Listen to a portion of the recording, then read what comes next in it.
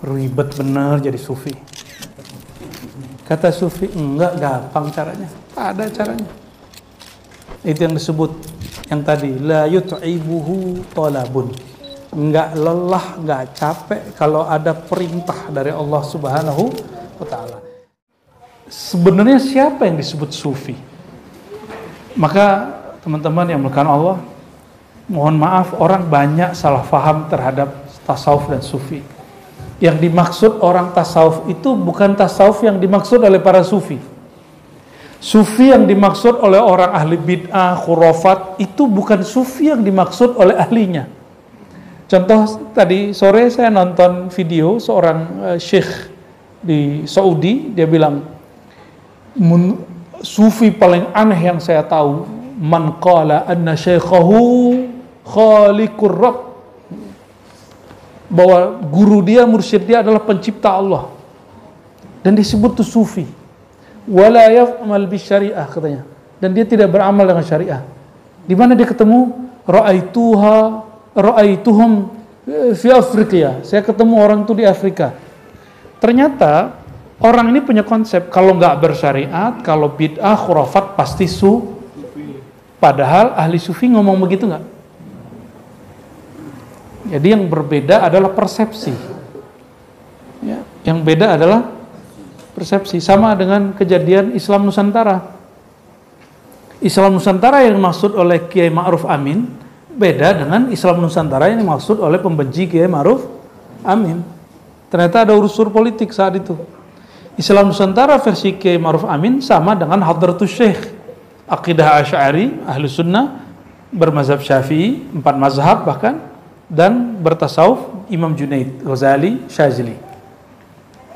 Tapi Islam Nusantara versi orang yang musuh beliau, musuh politik beliau, kan beliau kan wakil presidennya Jokowi. Ini masalahnya karena presidennya Jokowi itu. Jadi semuanya salah kalau dari situ. Maka Islam Nusantara versi Pak Kiai pun mesti dikomentari. Apa kata mereka? Oh, kalau begini nanti sholatnya bisa pakai bahasa Jawa, bahasa Sunda, bahasa Padang, bahasa Batak gitu. Ternyata pas kita tanya kepada orang yang menggagas makna ini nggak begitu. Oleh karena itu, ikhwah fillah, alaikum bitabayyun. Apapun persoalan, buktikan kalau yang kita maksud itu benar. Jangan-jangan yang dimaksud oleh orangnya nggak begitu. Lalu kita sudah su'uzzan, dan itu minal jarimah, ya, itu dosa besar. Untung Pak Kiai nggak melaporkan itu orang-orang tuh, ya. Saking beliau salamatus sadar itu. Qalbunya selamat, alhamdulillah. Kalau enggak, itu orang-orang yang begitu bisa dilaporkan. Dan gawat sekali. Dan guru saya, ketua Jatman di Payakumbuh, 50 kota, Sumatera Barat, karena ngundang Kiai Ma'ruf Amin, yang dianggap membawa Islam baru namanya Islam Nusantara, langsung dituduh sesat, lalu dibuat Jatman tandingan oleh murid-muridnya. Insya Allah.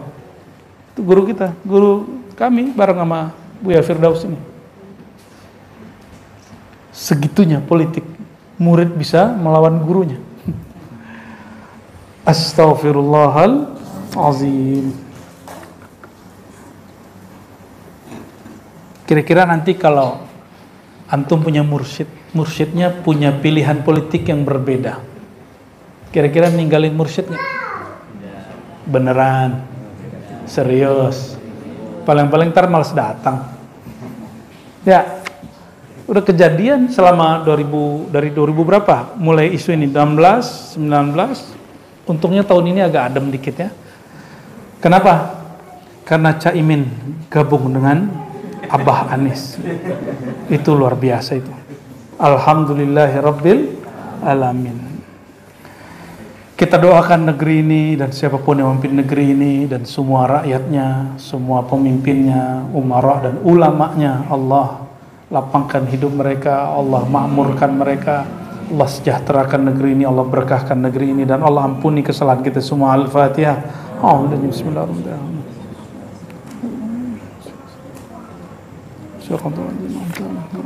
Waladhdallin, amin. Wa bisanadina al-muttasil al-imam الصوفي الكبير أبي النصر عبد الله بن علي السراج التوسي atau al-masyhur bi Abi Nasr As-Sarraj, ya, al-mutawaffa sana 78 wa 300, wafat tahun 378. Qala, beliau berkata, sifatus sufiyyah wa manhum, karakter sufi, siapakah mereka sebenarnya? Mirip nggak dengan judul kemarin? The Real Sufi. Hampir mirip? Ya, Allahu Akbar. Ya. Dan kayaknya hampir mirip juga dengan kajian Buya Asfi, yang kajian yang tadi, yang di kitab tadi, mirip juga dengan kajian Buya Asfi di, nggak tahu di Liko yang mana itu. Ya, ada beberapa yang nyambung, dan itu insya Allah minal mubasyarat, kabar gembira dari Allah, annal arwah junudun mujannada, bahwa arwah itu ruh, dia berbaris, mujannadah, dikomandoi. Siapa komandannya? Baginda Nabi Muhammad sallallahu alaihi wasallam.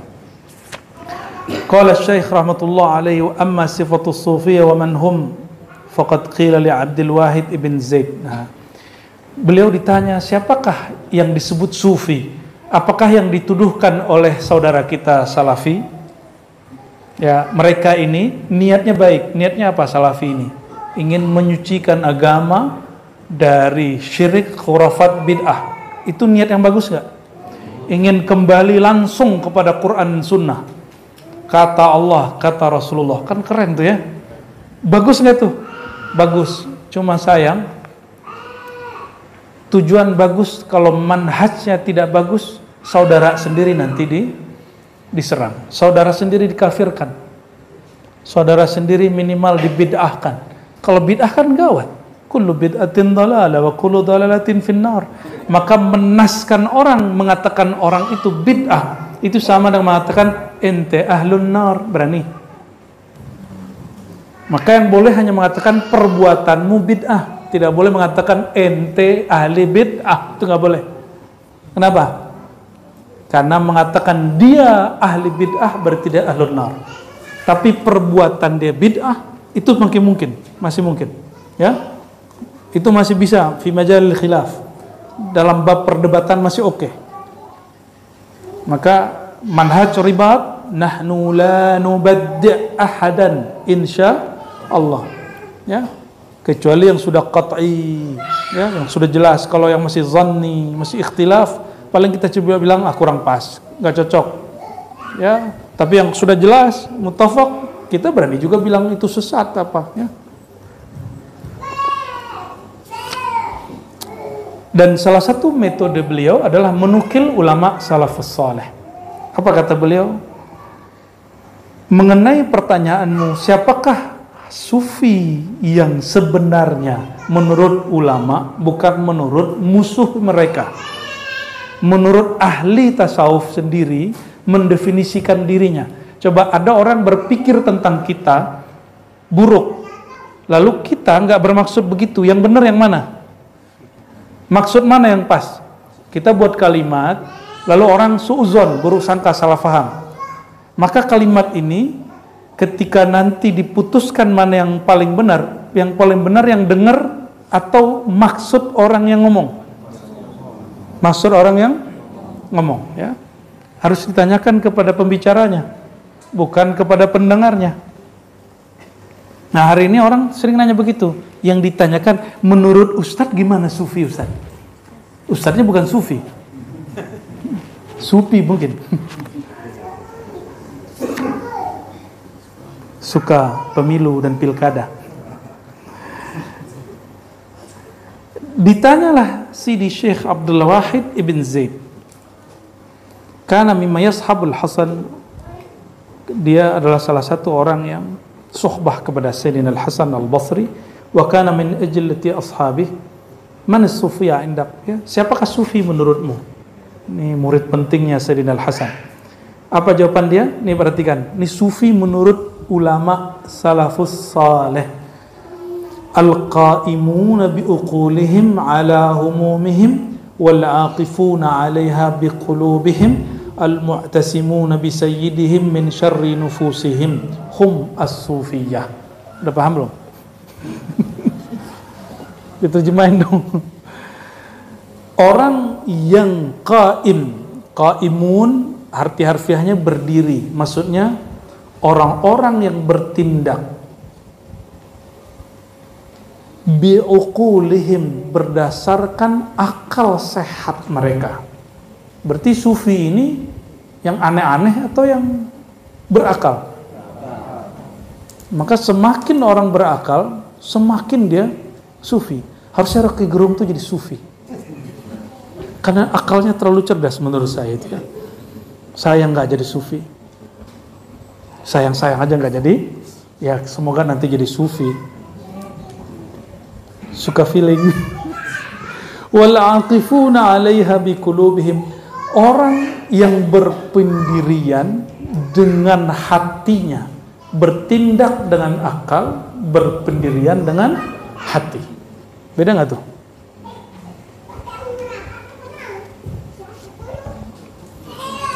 Wal mu'tasimuna bi sayyidihim, dan bergantung, minta dijaga kepada Tuhan mereka dari keburukan jiwa mereka. Hum as-sufiyah, mereka lah sufi. Jadi sufi itu tiga pilar bagi dia. Satu, orang yang bertindak dengan akal sehat. Oleh karena itu wali majzub bukan sufi. Kenapa? Wali majzub maslubul aqli, akalnya dicabut oleh Allah, yang tersisa cuma mahabbah, cinta. Maka kita meyakini kewaliannya, tapi kita tidak mengikuti tindakannya. Paham? Ya? Bisa bedakan? Oleh karenanya wali majzub sulit dijadikan mursyid. Saya nggak bilang nggak mungkin jadi mursyid, sulit dijadikan mursyid. Bahkan ya kalau kata guru kita di Malaysia tuh, Syekh Jahid bin Siddiq Al-Khalidi Naqsyabandi, kata beliau, an-nadir kal adam, jarang itu sama dengan nggak ada. Nadir bahasa Indonesia ya, titik nadir. Nadir itu bahasa Arab bro, bukan bahasa Betawi. Apa arti nadir? Jarang. Jarang itu sama dengan tiada. Itu menurut beliau ya. Yang kedua, dia berpatokan dengan hati. Dan yang ketiga, dirinya, ruhnya berlindung kepada Allah dari keburukan jiwanya. Jadi dia nggak buruk sangka ke orang. Dia nggak minta dijaga dari keburukan orang, dia minta dijaga dari keburukan dirinya. Maka Nabi SAW berdoa, Allahumma inni a'udzubika min syarri sam'i wa basari wa min syarri maniyyi.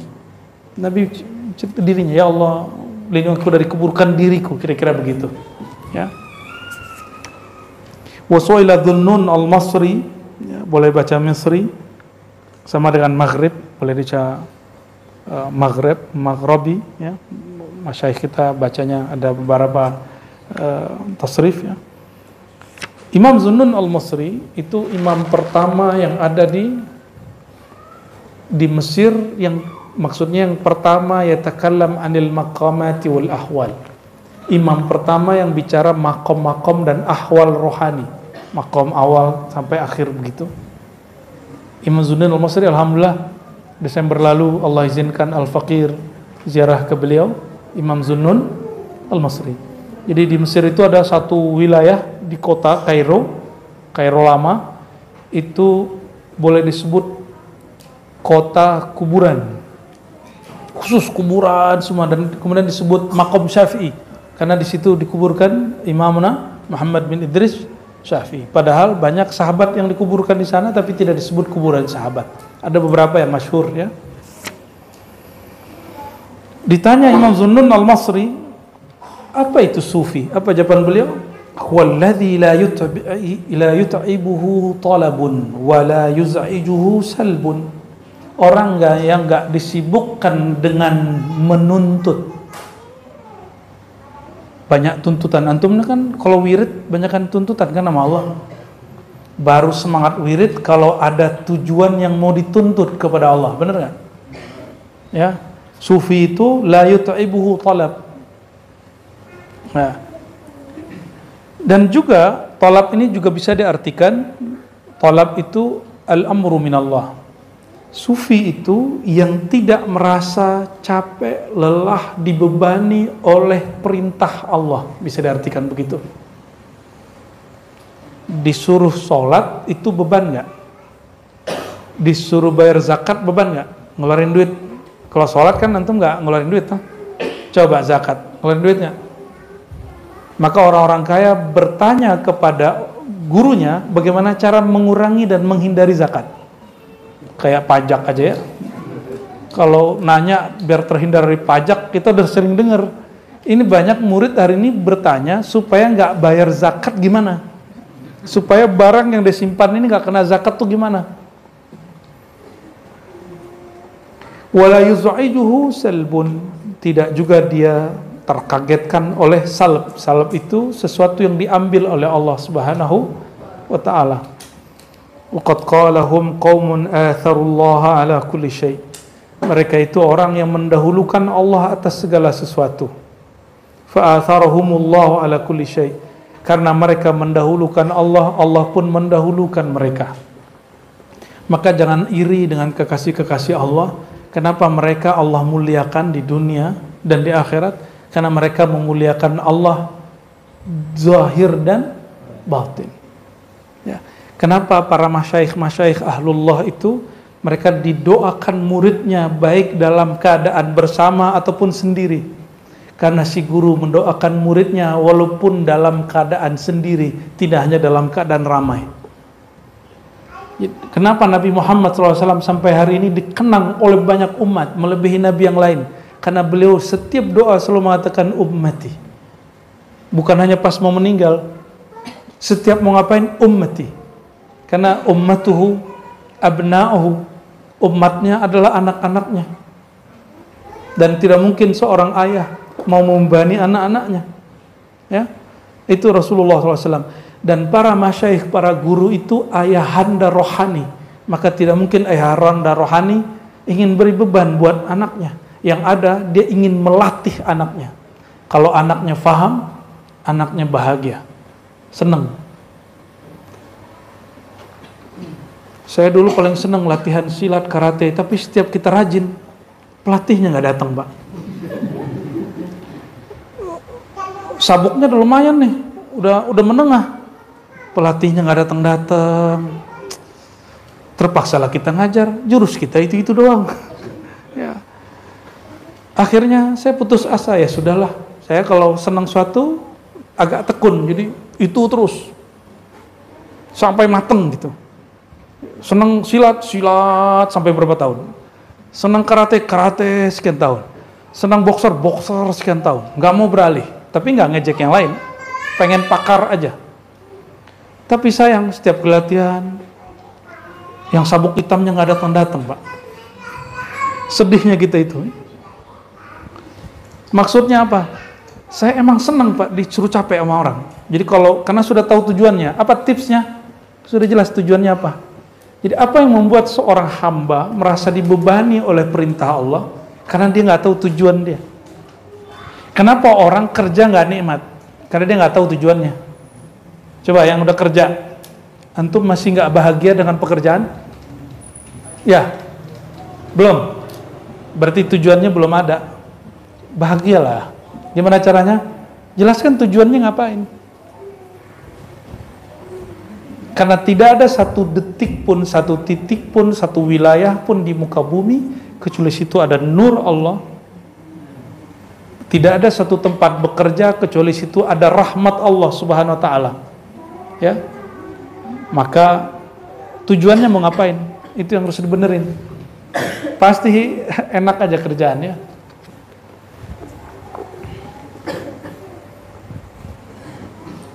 Tanya Nabi Asfi, tujuannya ngajar ngapain? Nggak ada capek-capeknya tuh ngajar. Pagi ngajar, siang ngajar, malam ngajar. Karena tujuannya jelas. Tujuannya waman ahsanu qawlan mimman da'a ilallah.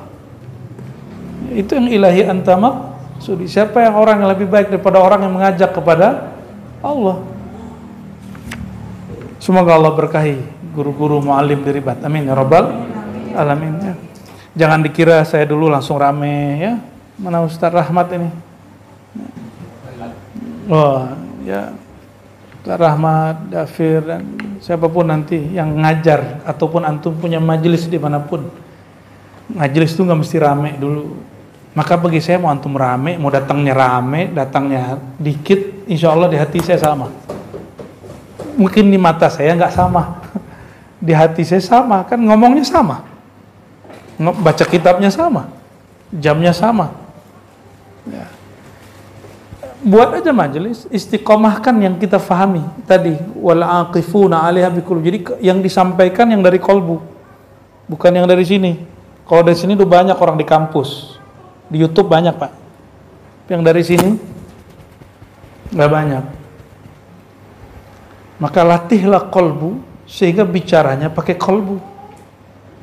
Latih kolbu sehingga kerjanya pakai kolbu. Latih kolbu sehingga kita ngapain aja pakai kolbu. Memutuskan baik buruk dengan kolbu. Ya.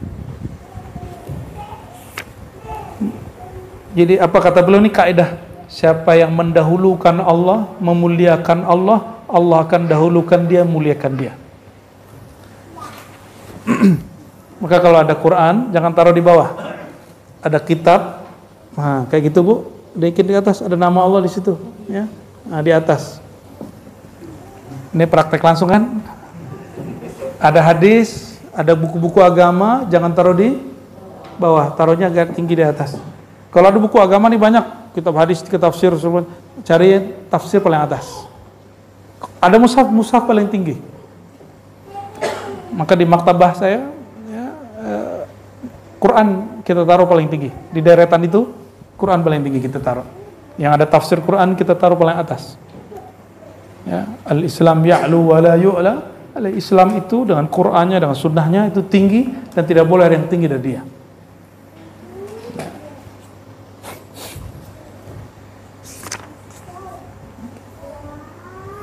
Wa su'ila al-Junayd wa qila li ba'dihim man ashab.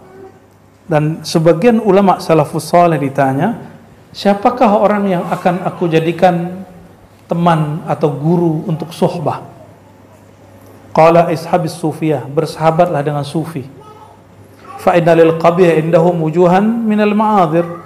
Karena sesuatu yang buruk di sisi mereka itu ada sisi yang mereka bisa menerima uzurnya. Bagi sufi itu nih ciri antum ketemu sufi nih. Dia nggak ngomong hitam putih. Dia nggak ngomong orang baik dan jahat.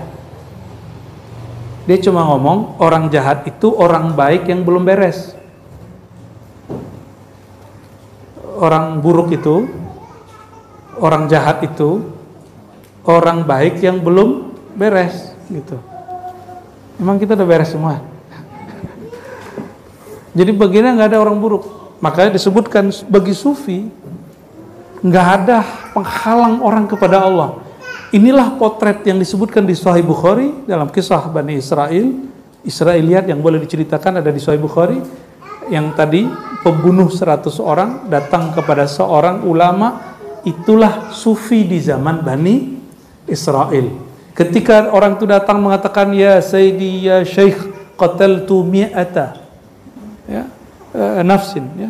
Saya sudah bunuh 100 orang. Gimana dong? Apa jawaban dia? Apa yang membuat engkau terhalang dari Allah? Siapa yang melarangmu taubat? Bingung dia. Ah, itu sufi. Maka karakter sufiah itu ada di setiap masa. Dan juga ada karakter hitam putih di setiap masa. Orang yang dibunuh yang ke-100. Apa kata orang itu? Berapa orang yang kamu bunuh? 99. Fa anta khalidun mukhalladun finnar. Ente kekal di neraka. Ternyata dalam surat Taurat itu ada satu ayat yang bicara itu, dan itu ditakrir ulang di dalam Al-Quran surah Al-Maidah ya. Begitu juga surat-surat yang lain. Baik.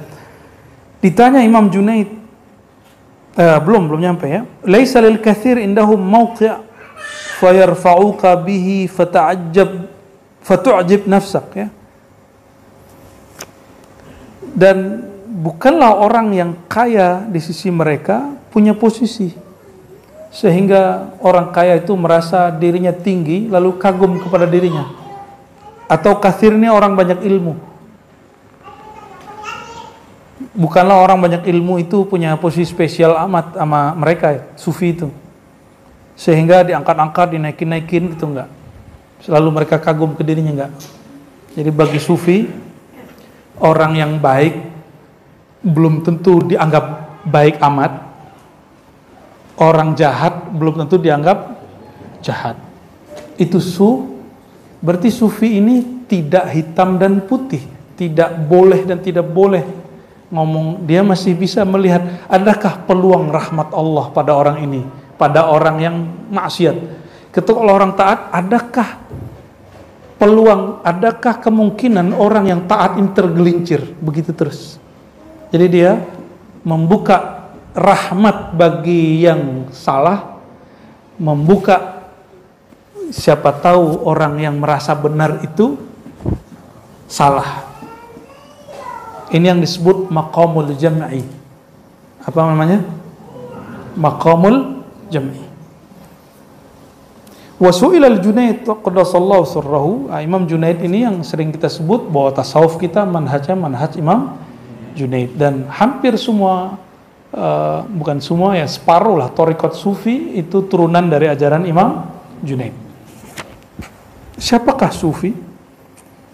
Faqal athratullah fi khalqihi yukhfiha idza ahab wa yuzhirha idza ahab.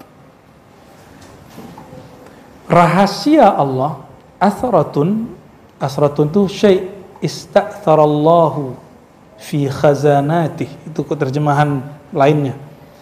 Rahasia perbendaharaan permata yang Allah simpan. Jika dia mau, Allah simpan, tidak dizahirkan, tidak dimasyhurkan. Jika Allah mau, dia dimasyhurkan. Suka-suka Allah. Maksud Imam Junaid apa? Aku yang dimasyhurkan Allah itu. Kata Imam, jadi orang ini yang nanya mengira sufi itu mesti di gunung, rumahnya jelek gitu ya, kemana-mana, makannya susah. Itu gambaran sih ini, nggak masyhur sama sekali, mastur, zuhud, hidupnya susah. Wah, itu baru guru tuh, kata si murid. Ente senang kalau guru itu sengsara ya. Ini berulang-ulang kita sampaikan ya. Berulang-ulang kita sampaikan, bukan begitu yang sufi. Sufi itu kata Imam Junaid bukan orang yang kamu bayangkan itu, bro. Bukan orang yang tersembunyi di pelosok di pegunungan. Sufi itu orang yang dicintai Allah. Kalau Allah suka, Allah masyhurkan dia walaupun dia di pegunungan. Jika Allah mau, Allah sembunyikan dia walaupun dia di perkotaan. Jika Allah mau, Allah sembunyikan dia walaupun dia di perkotaan. Jika Allah suka, Allah masyhurkan dia meskipun dia di pegunungan. Paham? Jadi rubah, ini bagian dari tasfiyah, konsep sufi. Jangan lagi berpikir sufi itu yang bajunya jelek-jelek cuma camping terus jalan dari Surabaya ke Jakarta jalan kaki gitu ya. Nah, itu orang musafir mungkin dapat perintah gurunya, belum tentu dia sufi. Dia salik. Ya, yang sempurna itu gurunya yang nyuruh dia. Gurunya belum tentu begitu. Ya.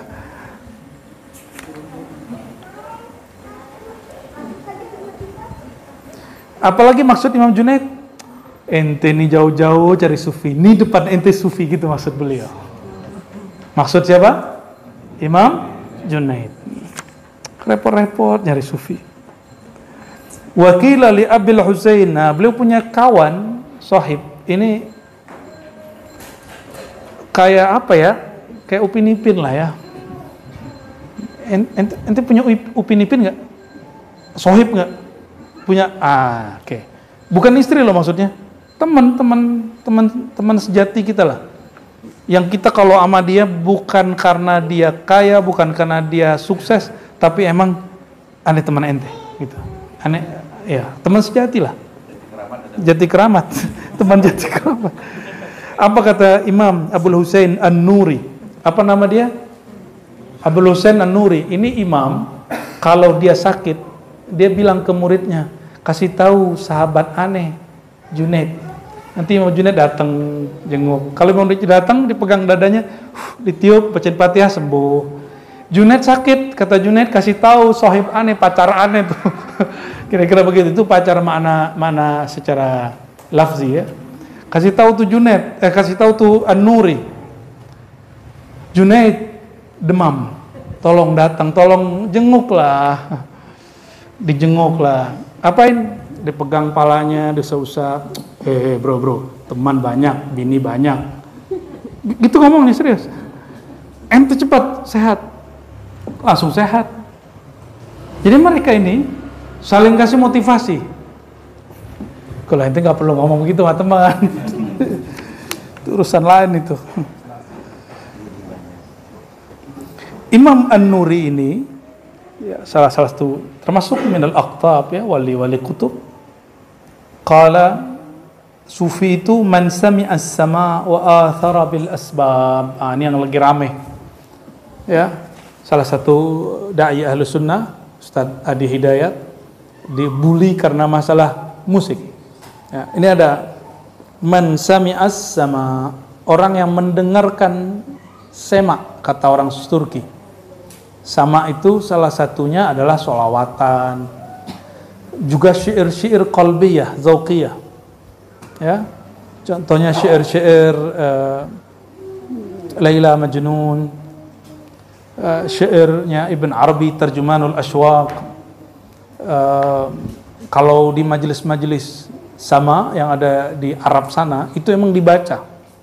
Misalnya ada qasidah Muhammadiyah itu minas sama, burdah dibacakan tuh minas sama. Baca kalau di kita mungkin lebih sering maulidan, mendengarkan suara-suara yang indah ya. Nah, nanti kita mau hidupkan salah satunya di sini. Salah satunya kita hidupkan tawassul samaniyah dengan berirama itu. Kata Imam An-Nuri, sufi itu orang yang suka mendengarkan sama.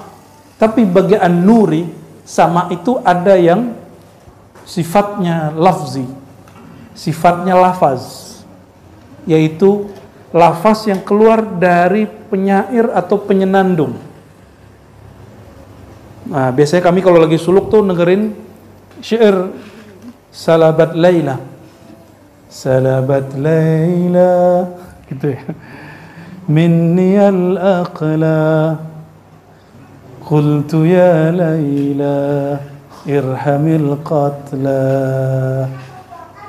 Gitu ya, sahih ya. Oh, itu kita dengerin tiap malam gitu. Jadi kalau lagi bete tuh apa mentok zikir sebelum buka kitab Buya Asfi biasa. Kalau udah jam 2 tuh bawa kitab tuh. Tahu tuh kitab apa yang dibawakan. Habis itu ya baca ini gitu. Udah mulai dah. Dibukanya dengan salabat, ini salah satunya. Syair-syair ini itu nembaknya ke dalam kolbu. Maka man sami'as sama, orang-orang yang menjadikan kolbunya yang mendengar. Maka sama tadi ada dua. Ada yang zahir, ada yang batin. Maka man arafa haqiqatas sama lam yumayyiz wa lam yufarriq baina صوت الشاعر المغني وصوت الطير. Bagi dia suara burung, suara penyair, suara air itu sama. Tapi hari ini orang membedakannya. Ada radio yang mengharamkan nyanyian, ya kan, musik, tapi pemisah antara acara dengan acara bunyi air terjun gitu. Bunyi burung. Lah itu kan musik alam. Kenapa itu boleh didengar, tapi yang keluar dari mulut manusia nggak boleh didengar? Itu pertanyaan-pertanyaannya ya. Kita doakan semoga yang sedang berdebat itu hatinya Allah ta'lif lagi ya, Allah lembutkan ya. Ini perbedaan fikih kenapa harus diperpanjang ya. Saya nggak mau komentar ya, cuma segitu aja komentarnya. Nggak mau bilang ini sunnah bid'ah haram tidak haram ya, sudah jelas di kajian-kajian yang lama. Sama dengan kajian nasab, kita nggak mau berlarut-larut karena masyayikh kita terdahulu sudah jelas pendiriannya, ya, dan kita mengikuti salafunas salih. Wa ahlu Syam yusammuna sufiyah fuqara. Orang-orang Syam tidak menyebut sufi itu sufi, nyebutnya fuqara. Sampai hari ini ulama Syam seperti Syekh Ratib An-Nabulsi, itu seorang ahlul mau'izah, motivator lah hari ini, ulama, doktor. Beliau itu nggak pernah nyebut sufi, selalu menyebutkan ahlul qulub, nggak pernah nyebut sufi. Ya, teman-teman saya para pendakwah itu ngomong kepada kita, Tat, ente kok ngaji-ngaji tasawuf tuh gimana itu? Tar ditinggal umat loh. Tar apa kata orang? Yang satu lagi ngomong, nanti ente dibilang apa nanti Mas Salafi kalau ente ngaji tasawuf? Itu masalahnya apa tuh? Yang ngomong begitu masalahnya apa dia? Dia belum tasfiyah sebelum dakwah. Dia belum tasfiyah sebelum, berarti ente dakwah ingin mencari ridho sekelompok orang, mencari ridho salafi. Oh, nanti ditinggal jamaah, berarti ente selama ini cari-cari jamaah. Nggak usah begitu. Ilmu itu harum. Ya'rifuha ahluha. Dan orang yang emang dalam hatinya ada nur ilmu pasti mencarinya.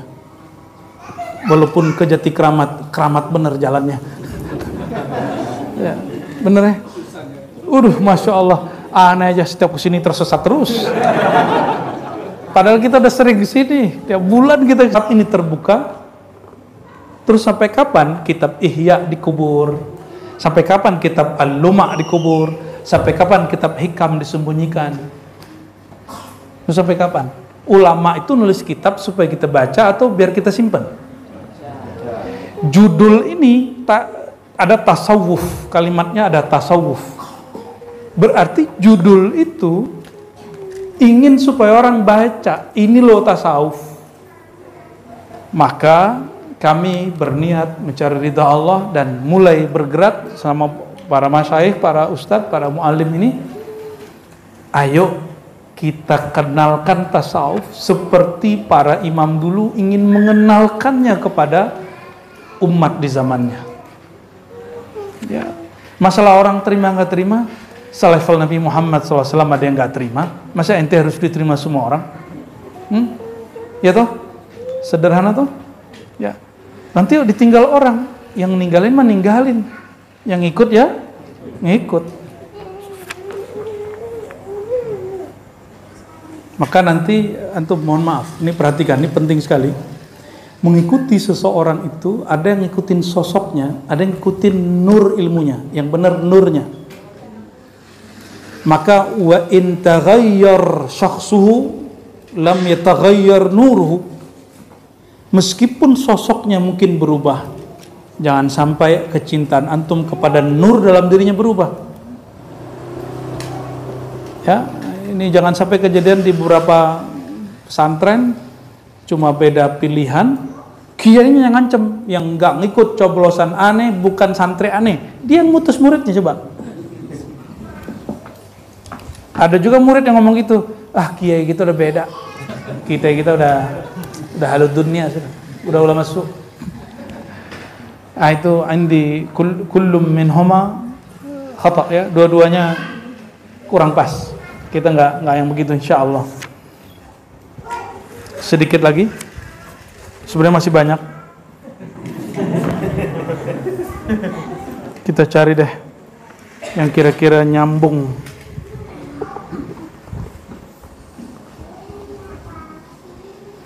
Sufi itu halaman 28, man idza istaqbalahu halani aw khuluqani hasanani fayakunu ma'al ahsan wal a'la. Ini coba lihat. Sufi itu nggak ngomong hitam putih, boleh nggak boleh, dia ngomongnya baik dan terbaik. Ahsan wa a'la. Kalau ada dua yang baik, maka yang dipilih yang paling. Kalau logika ahli hukum nggak. Kalau ada dua, yang dilihat buruknya. Maka coba lihat dai-dai ketika berkomentar politik, kalimat dia apa? Kita menyoblos akhafud dararain. yang paling sedikit mudorotnya. Ini ulama melihat orang mudorotnya aja. Ini ciri ulama ahli hukum zahir. Kita salahkan nggak? Emang begitu metodologi dia. Tapi secara ilmu ketasawufan tidak pas. Berarti secara tasawuf nih, dia memandang orang jahat aja, keburukan dia, kejahatan dia nggak lihat. Seakan-akan dia lebih suci, lebih bersih daripada orang, sehingga dia berhak menjudge orang itu. Ini coba antum lihat, banyak kemarin yang ngomong begitu. Kenapa kita nyoblos 0 sekian? Karena akhafud dararain. Ya, orang pesantren ngerti ini bab. Ini kemudorotannya lebih sedikit dari yang nomor ini, nomor itu.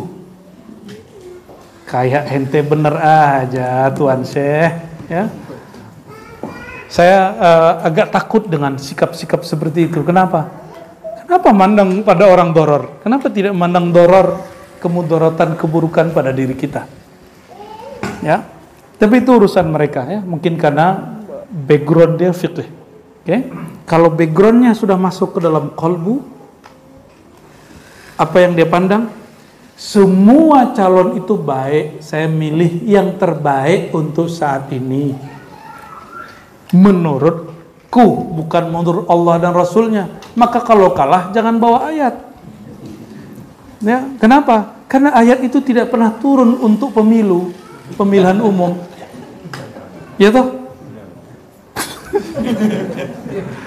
Allahumma sholli ala Muhammad. Ayat itu luar biasa, Bu ya. Mereka seret kemana-mana, ya. Bisa dilaporkan aslinya itu.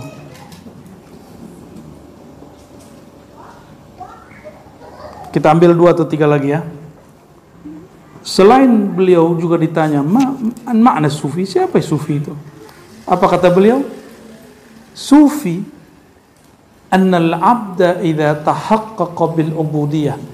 Seorang hamba jika dia membuktikan kehambaannya, maka sufi itu bukan yang ngomong anallah, aku Allah, bukan. Ya, aku lebur dalam Allah sehingga aku jadi Allah, bukan. Lebur iya, ente jadi Allah enggak. Lebur tiada. Aku lebur dalam sifat Allah, maka sifatmu jadi tiada. Aku lebur dalam wujud Allah, wujudmu jadi tiada. Bukan engkau menjadi Allah, bukan. Maka kemabukan Al-Hallat dan Syekh Siti Jenar, Allah afa anhum, semoga Allah mampuni mereka dan memaafkan mereka, itu sudah mereka tutup ketika mereka meninggal. Al-Imam Hallaj yang mengatakan anal haq, akulah Allah, itu dia kan lagi mabuk. Mabuk apa? Bukan mabuk minum. Jika khamar dapat memabukkan, maka khamar ma'rifat lebih memabukkan. Jadi ma'rifat itu ada khamarnya. Ante jangan minum yang khamarnya. Kan ada yang lain, ada kopinya. Ada kopi ma'rifat. Ada teh ma'rifat. Jangan minum khamar ma'rifat. Mereka meminum masyrabnya khamrul ma'rifat. Khamarnya ma'rifat. Makanya jadi Syekh Siti Jenar. Maka menjadi, ya. Tapi khamar ma'rifat dia tidak haram. Cuma kalau diminum ente nggak kuat, ente mabuk. Adakah orang minum khamar nggak mabuk? Ada nggak? Ma'ahurmatihi, ya. Padahal itu haram tuh. Oke. Sayyidina Al-Hallaj ketika dia sedang dieksekusi dari kantong begini, apa kata dia? Ataqtul abdan qala rabbi Allah. Apakah kalian membunuh, mengeksekusi seorang hamba? Dia bilang hamba, bukan lagi bilang dirinya Allah. Bahwa Rabbi Allah, Rabbku Allah. Jadi dalam versi Al-Hallaj, dia hanya mengatakan Rabbku Allah. Tapi yang keluar, yang terdengar oleh orang, Anallah. Karena emang dia lagi mabuk. Dalam akal sadar dia nggak ngomong gitu. Paham di situ? Ya. Maka nahnu nuhsinuz zanna bi auliyaillah, kita husnuzon kepada Syekh Siti Jenar, kita husnuzon kepada Al-Hallaj Ibn Arabi, ya, enggak seperti orang-orang yang sotoy mengatakan Ibn Arabi itu Syiah, enggak, dia Sunni. Hallaj itu zindik, lah, ya. Imam Ghazali tidak melakukan itu, ya. Kalau ente memang sudah di makomnya, jelasin dong makom yang benernya gimana, ya. Kalau udah tahu nih makom Syekh Siti Jenar yang benernya? Ya, coba jelaskan yang benernya gimana? Kalau emang Syekh Siti Jenar salah, ya. Kalau enggak, serahkan urusan mereka kepada Allah, ya. Jadi siapa sufi? Hamba yang membuktikan kehambaan dia. Satu, wasafahul haq hatta safa min kadaril basyariyah. Sufi itu orang yang Allah bersihkan dirinya dari kotoran sisi manusiawi. Ya. Nazala manazilal haqiqah. Dia bukan lagi berdiri pada bab zahir, tapi sudah berdiri pada bab hakikat. Wa qarana ahkam syariah, namun tetap menjalankan hukum syariat. Berarti sufi meninggalkan syariat? Jika ada sufi meninggalkan syariat, walaysa bis-sufi. Ini yang masyhur ke Syekh Abdul Qadir Jilani, ya, antum sudah tahu kisahnya. Ada iblis ngaku jadi Tuhan, jadi dia berubah jadi nur. Apa kata dia? Ya Abdul Qadir, ya, engkau telah sampai di makom yang tertinggi, maka aku angkat darimu semua beban taklif syariat. Wa abahtu lakal halal. Apa kata dia? Nggak pikir-mikir. Ya la'in. Makhluk terkutuk, nggak usah ngaku-ngaku jadi Tuhan. Aneh tahu ente iblis, kata. Langsung begitu. Kenapa? Ciri-ciri iblis, syaitan, yuharrimul halal, ya, mengharamkan yang halal, wa yubarri'ut takalif, lalu mengatakan terbebas dari taklif, beban syariat. Nah, antum lihat, ya, guru-guru mu'alim di Darussunnah, orang-orang tarekat itu mereka nggak pernah jauh dari syariat, justru syariat mereka lebih ketat dari orang biasa. Ya, bagi ente witir wajib nggak? Bagi kita wajib, karena kita ngikutin imam sufi. Karena mereka mewajibkan atas dirinya witir, walaupun secara syariat tidak wajib, illa inda al-Hanafiyah, ya. Fa idza fa'ala dzalika fa huwa sufi. Itulah yang disebut sufi. Berdasarkan itu semua, ya, barangkali cukuplah ini. Sufi menurut sufi beda ternyata sufi menurut yang bukan. Bahkan ahli fikih ngomong sufi aja nggak nyambung. Ahli fikih ngomong sufi, ribet jadi sufi. Padahal sufi itu bantu ahli fikih ngamalin ilmunya dia. Ya, kata ahli fikih nih, kita meriwayatkan bahwa Abu Hurairah yadhkurullah bertasbih 12.000 setiap malam. Kata ahli fikih, ribet bener jadi sufi. Kata sufi, enggak, gampang caranya. Ada caranya. Itu yang disebut yang tadi, la yut'ibuhu talabun. Enggak lelah, enggak capek kalau ada perintah dari Allah Subhanahu wa taala. Ini definisi sufi, masih banyak sufi dan tasawuf. Imam Zarruq mengatakan lebih dari 2000. Intinya menurut beliau adalah kadar tawajuh hatimu kepada Allah. Hadap hatimu kepada Allah, itulah tasawuf. Maka tasawuf itu subjektif, tapi kaedahnya objektif. Apa bedanya?